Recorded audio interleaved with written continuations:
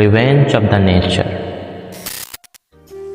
ধরেন কথাটা বাদ দিলাম, অভিশাপ না দিলেও রুহের হায় বলে একটা কথা আছে, যাকে কোরআনের ভাষায় বলে কিফারা। কারো ক্ষতি করে ভুলে গেলেও প্রকৃতি কখনোই ভোলে না, প্রকৃতি কাউকে ক্ষমা করে না। কষ্ট থেকে আসা এক একটা দীর্ঘশ্বাসের হায় কখনোই আপনাকে ক্ষমা করবে না। ভগবান কখনো কাউকে ঠকায় না। Mind it.